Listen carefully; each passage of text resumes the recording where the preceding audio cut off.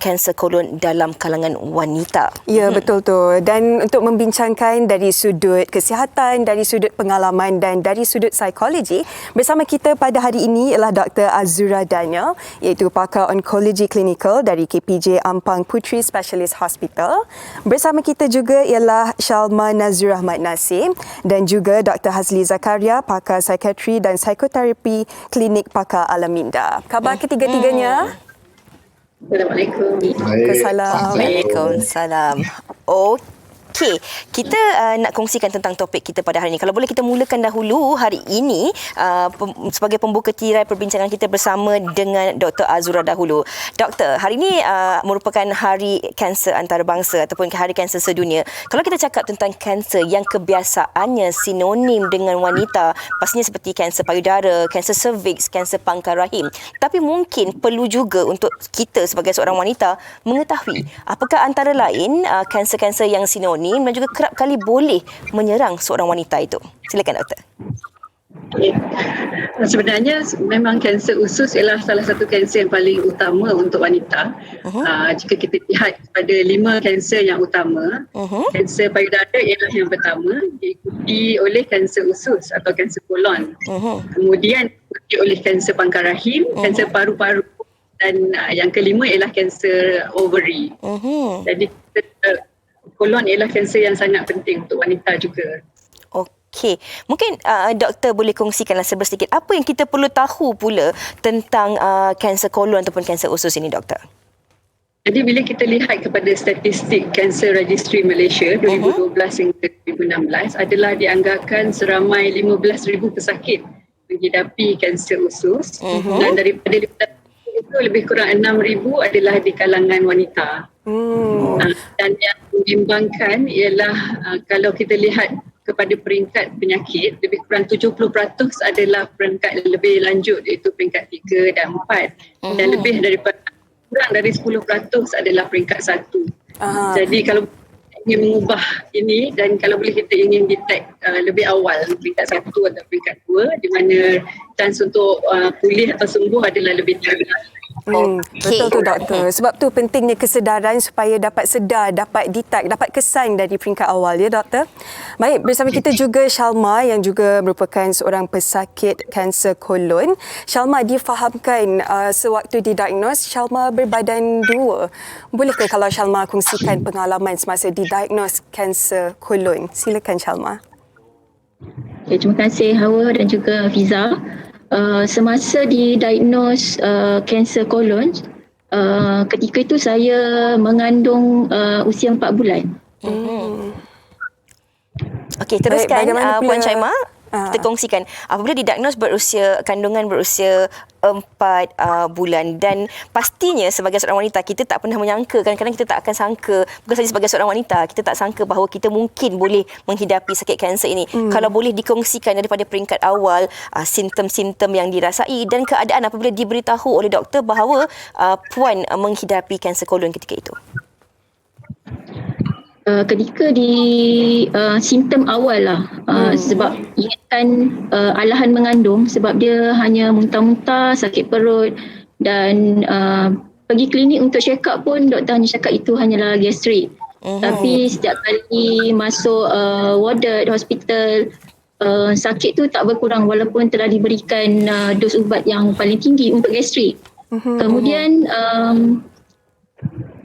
saya buat keputusan untuk buat MRI dan daripada situ doktor kesan ada ketumbuhan dan perlu jalani pembedahan. Pada ketika itu usia kandungan 4 bulan ya, pastinya sebagai seorang ibu yang mengandung, bagaimana reaksi awal Puan Shalma pada ketika itu? Ketika tu hanya ingat kandungan sahajalah, risiko terhadap bayi yang dikandung, terhadap risiko diri sendiri pada waktu itu. Okey. Tapi atas nasihat doktor yang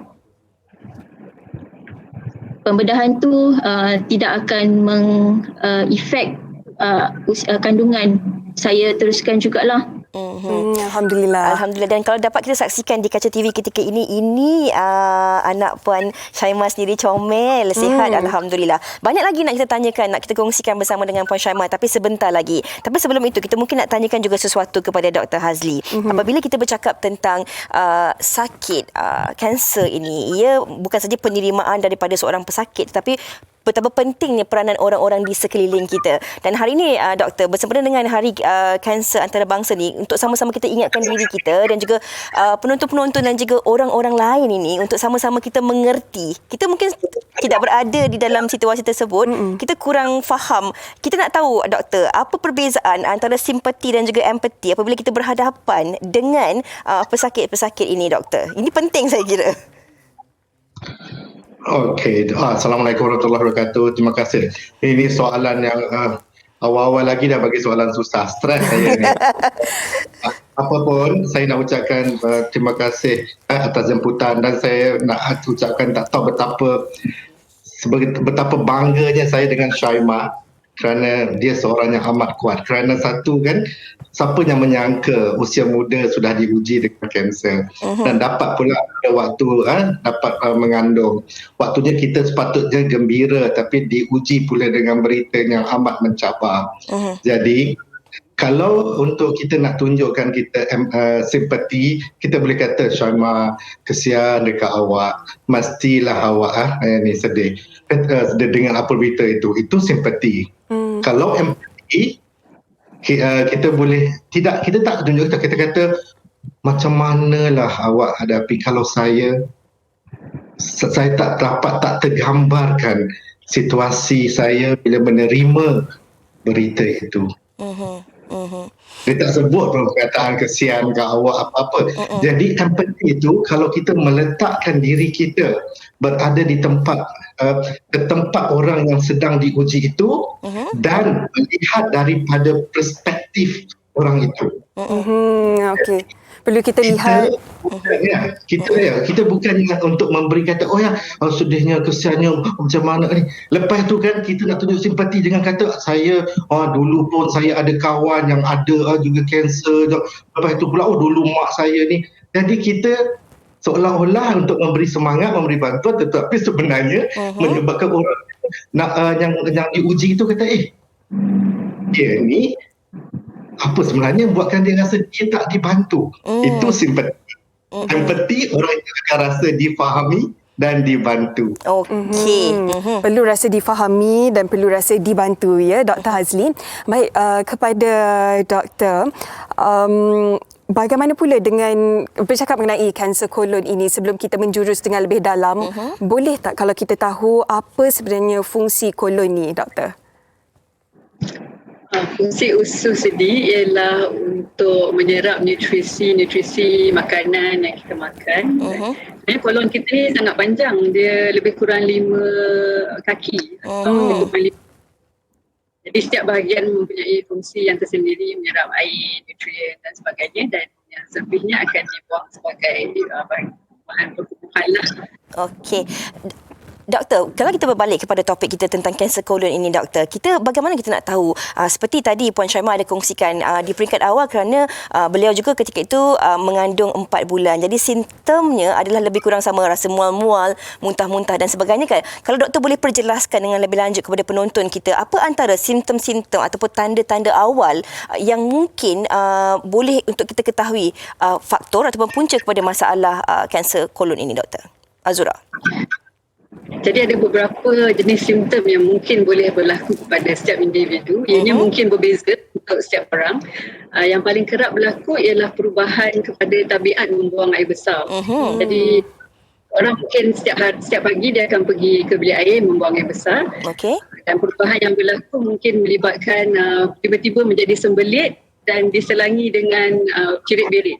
Jadi dia cycle, sembelit, cirit-birit, sembelit, cirit-birit, dan berubah daripada sebelum ini. Ini dipanggil perubahan tabiat membuang air besar atau altered bowel habit. Ini adalah simptom paling kerap berlaku. Simptom-simptom lain adalah seperti pendarahan daripada usus, pendarahan daripada dubur, ataupun hilang berat badan, turun berat badan yang mendadak, kurang selera makan, mungkin macam muntah-muntah itu antara simptom yang usus itu telah tersumbat. Jadi kita dan perut jadi besar dan tidak boleh membuang air besar. Adalah faktor yang utama lah untuk penyakit. Okey. Baik, kalau kita lihat tadi antara yang Dr. Azura katakan antaranya ialah sebelit dan pembuangan air besar juga. Kepada Puan Shalma pula, apa antara tanda-tanda awal ataupun simptom-simptom yang Puan Shalma lalui sehingga mengambil kesedaran inisiatif untuk berjumpa dengan doktor untuk membuat rawatan yang seterusnya? Gastrik sebenarnya daripada zaman belajar lagi memang saya dah alami. Kemudian bila mengandung, setiap kali pergi buat check up baby, saya bagi tahu yang saya alami sakit perut yang sangat, dan doktor beritahu itu hanya mungkin gastrik ataupun cara pemakanan saya yang tak seimbang, dan juga mungkin juga ada tanda-tanda pre-contraction. Tapi saya tak pasti pre-contraction sebab saya ini adalah pengalaman mengandung kali pertama. Pelbagai kemungkinan pada waktu tu, ya? Ya. Maksudnya tak tahu nak bezakan lah sama ada ini rasa sakit contraction ke ataupun sakit gastrik ke, begitu maksudnya ya Puan Syaimah. Okey, Dr. Azura dah angguk-angguk di situ, tapi sebelum kita nak pergi kembali kepada Dr. Azura, mungkin kita nak tanya juga kepada Dr. Hazli. Kalau kita cakap tentang pentingnya sebenarnya sokongan insan di sekeliling, Doktor, kalau kita melihat kembali kepada keadaan Puan Syaimah dengan mengandung 4 bulan ketika itu, yang anak pertama pula tu pasti ada macam-macam kerisauan, keraguan, bukan saja tentang kesihatan diri sendiri tetapi pastinya tentang anak yang dikandungkan. Ketika ini mungkinlah saya bertanya kepada doktor tentang soalan ini kerana saya tak tahu langsung apa agaknya lah dalam keadaan sebegitu. Kalau kita tak pernah berada dalam keadaan sebegitu, apa yang sebagai orang di sekeliling, apa yang perlu kita lakukan sebenarnya untuk kita memberi sokongan kepada mereka yang sedang mengalami situasi ini, doktor?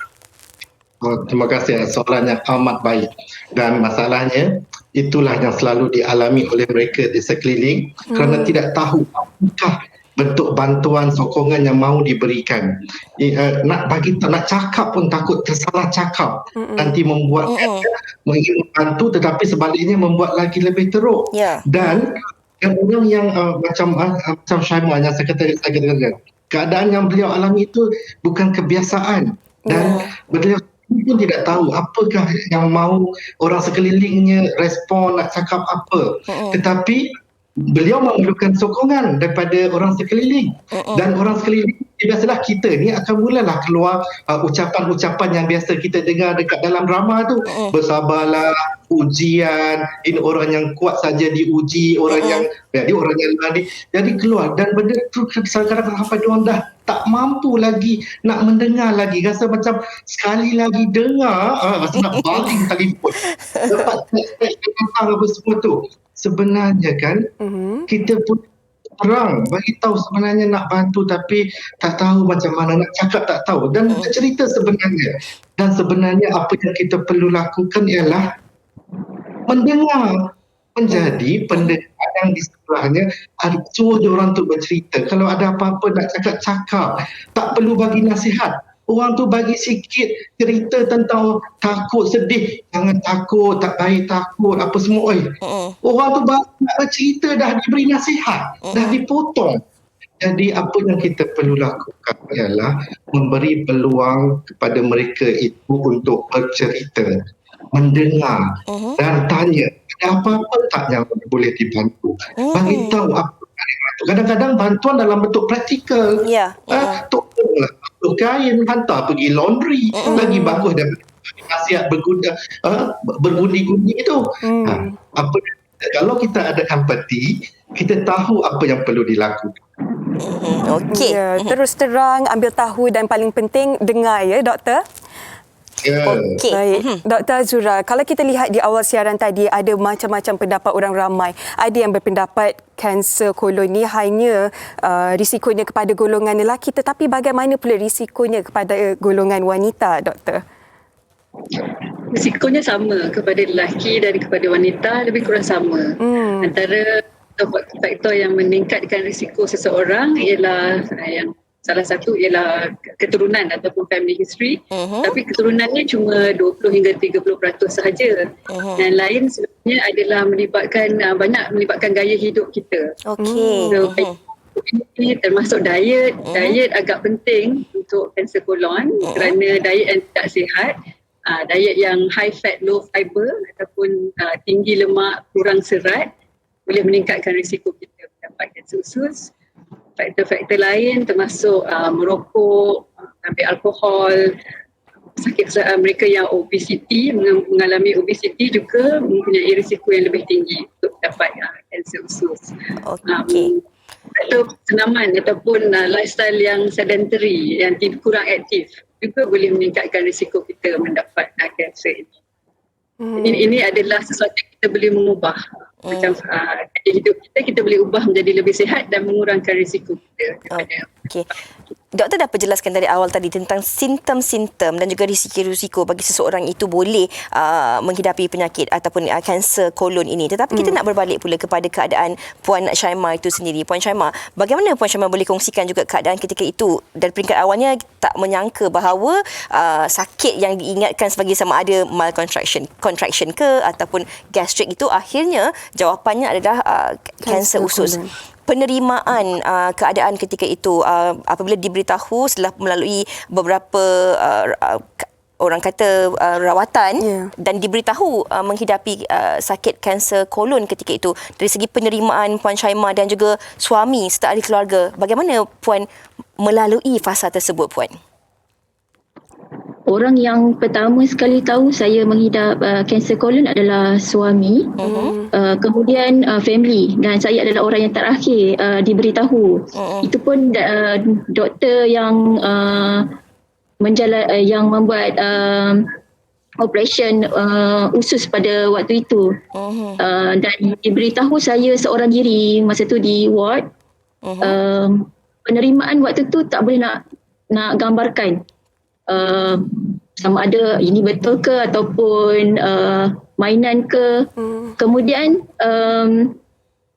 keesokan harinya tu satu family datang, mak ayah, adik-beradik datang ke KL, berjumpa. Kami buat satu mesyuarat bersama Dr. Azura, Dr. Nurul yang merawat bahagian kandungan, dan juga dan juga Prof Jasmi yang merawat ataupun yang menjalankan pembedahan usus pada waktu itu.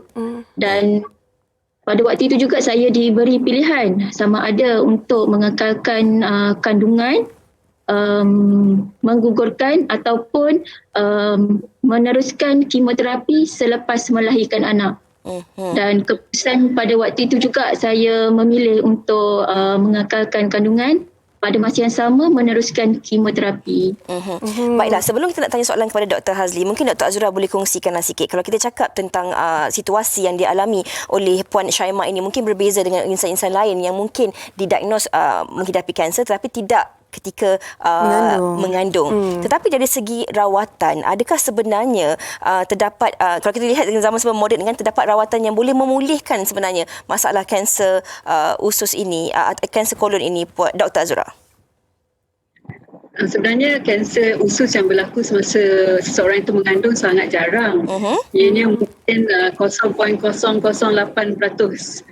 So Syaimah memang antara yang terpilih lah untuk mendapat penyakit ini semasa mengandung. Dan pendekatan rawatan memang agak kompleks. Jadi kita memerlukan multidisciplinary approach di mana pelbagai doktor yang terlibat akan duduk bersama untuk membincangkan apa yang terbaik untuk sakit. Jadi untuk Puan Syaimah kita telah memberi beberapa pilihan dan pilihan yang dipilih tu saya rasa adalah yang terbaik lah, di mana kita pembedahan usus diikuti oleh kemoterapi semasa mengandung. Kemoterapi boleh dengan selamat untuk dengan pantauan yang sangat intensif daripada kami, dan selepas itu dapat melahirkan anak dengan jumlah peratus ni cukup kecil kalau kita lihat Fiza tadi, dan memang Puan Syaimah memang cukup kuat dan terus menjadi inspirasi kepada kami semua wanita, kepada semua masyarakat. Dr. Hazli, di hujung perbincangan ini ingin saya tanyakan juga, sebab biasanya ramai yang kata kalau nak cepat-cepat sembuh kuncinya adalah kurangkan tekanan, kurangkan stres. Bagaimana boleh kita kaitkan untuk kurangkan stres untuk menghadapi apa-apa jua penyakit, Dr. Hazli? Untuk kalau macam manakah cara untuk kita nak kurangkan tekanan? Okay. Tapi kalau kita berada dalam keadaan Puan Syaimah pada waktu menerima apa yang dia beritahu itu kan, macam mana kita tak tertekan? Kalau orang tu tidak ada rasa tekanan, tidak rasa tertekan, itu bukan orang. Semua kita mestilah ada perasaan itu kerana berlaku satu yang benar diuji. Satu benda yang buatkan kita rasa sama ada umur kita panjang ataupun tidak.